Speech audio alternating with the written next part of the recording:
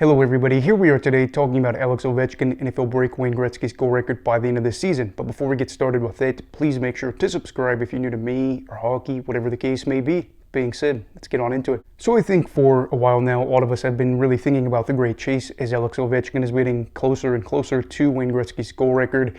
And this is something that a lot of us probably took for granted in recent years, saying that this was just kind of a lock. But last year really gave us that ugly possibility that maybe this wasn't a lock. Maybe this wasn't bound to happen, as Father Time looked like it had caught up to Ovechkin, as his first half of that season was just grim. 8 goals in his first 43 games before a second half resurgence just seemingly brought this back to life and the fun kind of started again. But going into this year, you wondered if he would possibly start off slow. The answer to that is no.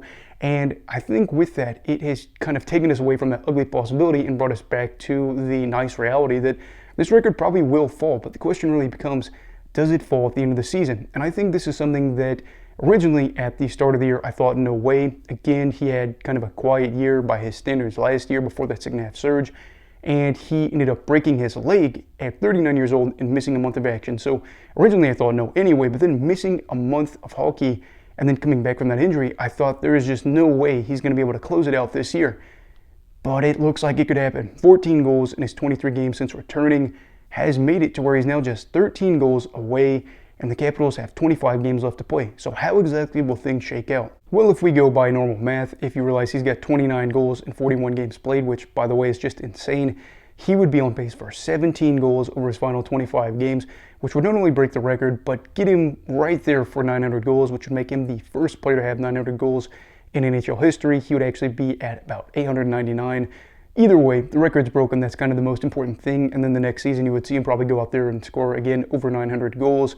But if we look at his return, you can see that his scoring has dropped off a little bit.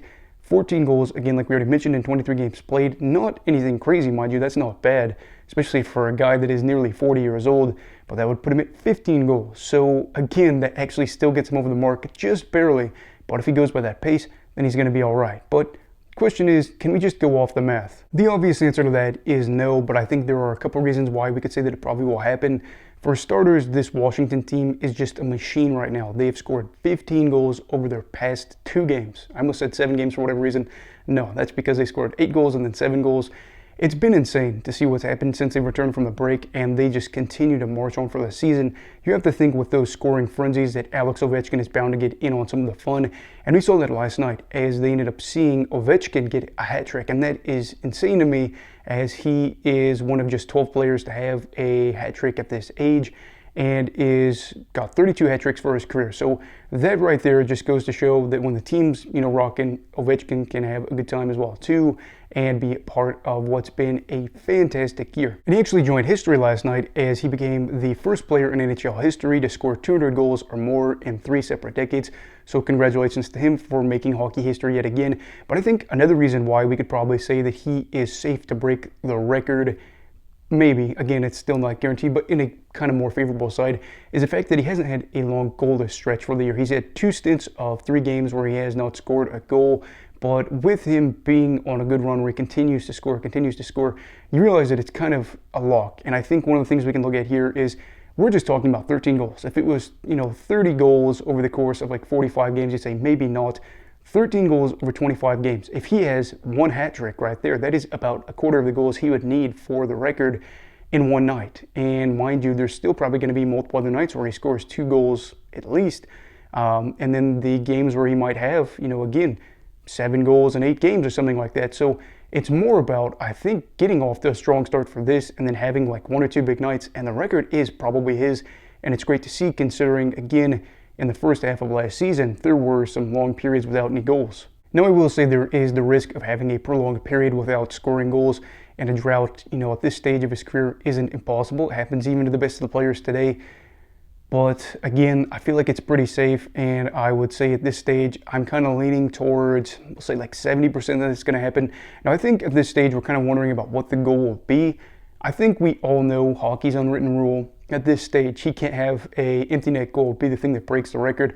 I think fittingly, it would be a power play goal. Again, left side where he just scores with that one-timer, and it's just a classic. I'm going to get to watch it over and over and over again.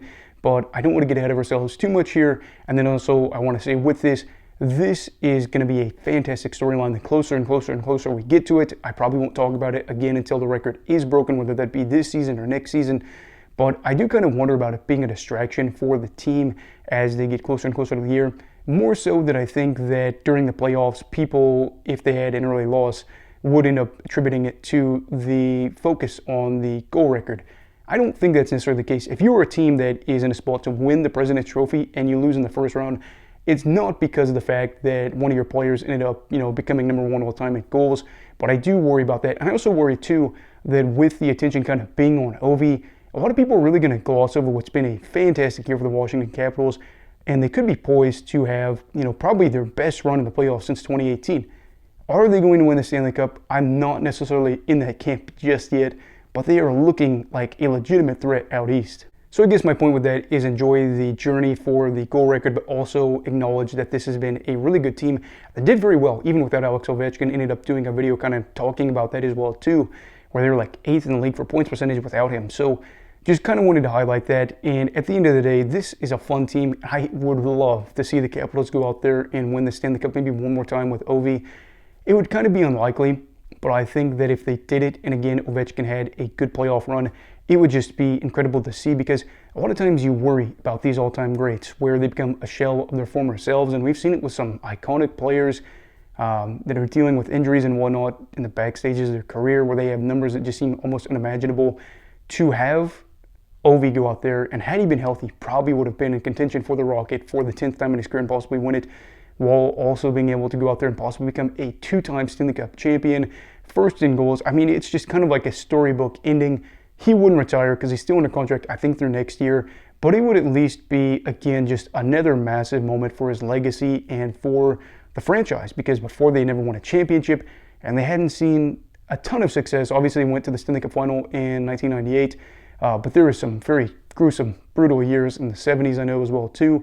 But to see where they've gone in the 2000s on, and honestly, with a cup run is just insane, and Ovechkin has been the leader for all of it. So my question is not whether or not you think Ovi will break Gretzky's record, it is whether or not you think it'll happen this season.